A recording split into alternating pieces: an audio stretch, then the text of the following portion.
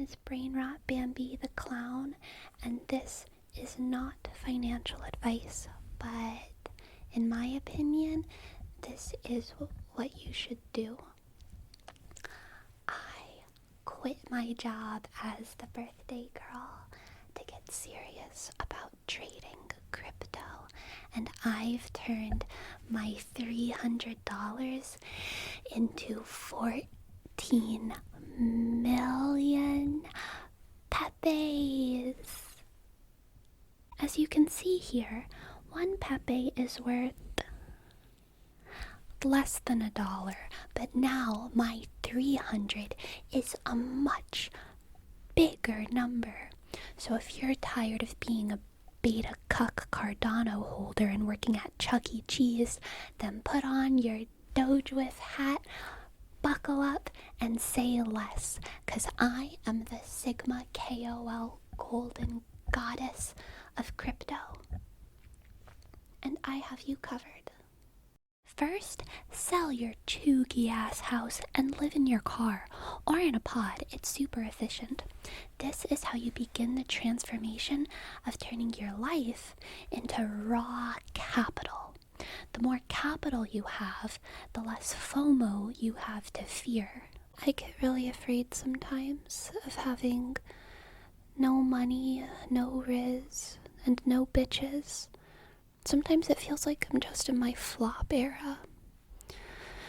Uncoded, unsauced, high-key ghosted by God. But then I remind myself I have millions of Pepes, and I start to vibe again. One or two people have told me that using my life savings to buy Pepe might not have been a good idea, but I told them they're just molding with paper hands because Pepe is going to the moon. So after you sell everything, it's a good idea to learn your terms and phrases so you don't end up getting dumped on by a big whale because you got mad geeked on some sus lingo and aped in to a sketchy project and got rugged hard. That's what happened to the victims of Hawk Tuah. If someone says it's going to the moon, they actually mean, I put my entire life savings into this coin. I have no backup plan. My wife doesn't know I put the kids' college fund into this coin. I'm 80% underwater. If my wife finds out, she's gonna leave me. There's some other terms too, but you'll have to look them up on your own. Oh, that perfectly ties into another term, DYOR, or do your own research.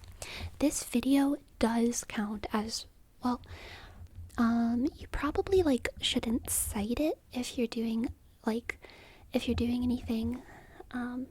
I'm not responsible for anything that you do. Second, understand asset types and liabilities. Imagine cryptocurrency like a vast water system, and Bitcoin is the mighty river. It's the most powerful and most dependable. So most of the water flows there initially, and whenever it does, everyone gathers around the river and dances and celebrates. So as the river swells during the rainy season, its excess water overflows into other smaller streams, and those are altcoins. So as the little streams begin to fill with water, people begin to explore those for potential rewards. Bitcoin has a really high market cap and tons of mind share and institutional backing with EFTs and things like that. So it's a lot less volatile, but it won't get you those dirty, red hot, steaming degen gains that you'd get if you got in on some low cap coin at the start of the cycle. Coins that aren't Bitcoin are not institutionally backed, and so they're kind of sketch. Kind of like pet insurance. Like, maybe it's genius. Or maybe it's a scam. I don't know. I don't know your dog. I don't know if they have a genetic predisposition for knee problems. I don't know if they have a smooth brain. Do you have a smooth brain? If you do, altcoins are probably not your thing.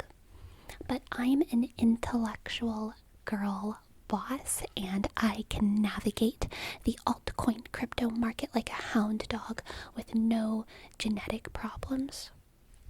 I would not need pet insurance if I was a dog. Oh yeah, that reminds me of Dogecoin. I missed that one. Both times it blew up, I was volunteering at the soup kitchen. I wasn't even feeding anyone, I was just juggling for the elderly. Anyway, that's why I don't volunteer anymore. It's just not fiscally responsible.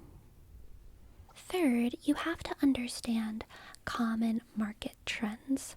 There are two animals in charge of the market. One is bears and one is bulls. When the market is a bull, it's blind with greed. So if you invest in a confirmed bull market, then even if the price dips a little bit or there's a liquidation event, then you can trust that the market will recover. If the market is a bear, it must hibernate so that when it wakes up, it can be big and strong.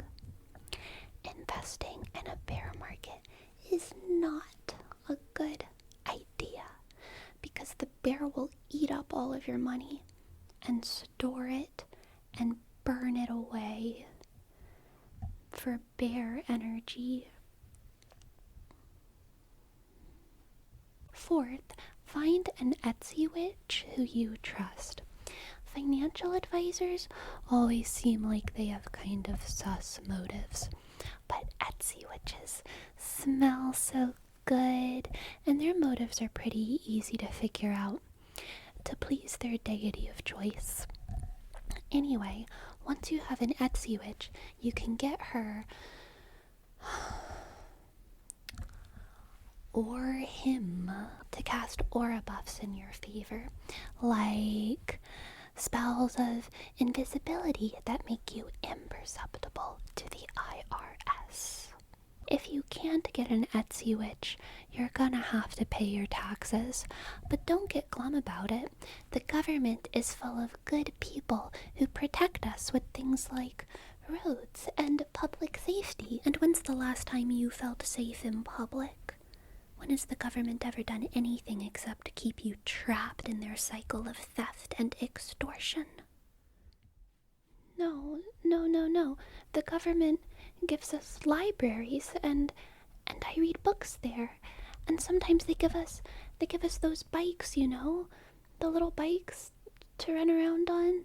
The ones that people steal and throw into the river. And how long do you think it'll be until they throw you into the river, Bambi? Like a used bicycle? Like a beta? You know we could escape all of this with a VPN. No, I don't want to do another sponsorship. We can have an infinite money glitch. All you need is brain rot. Brain rot. Infinite money. You're a liar. Brain rot. Infinite money glitch. Brain rot. I'm Bambi. Fifth, know when to take your money and run into other investments, which I'll talk about another time. Anyway, please like me and talk to me. Bye. This is Brain Rot Bambi signing off. Yeet.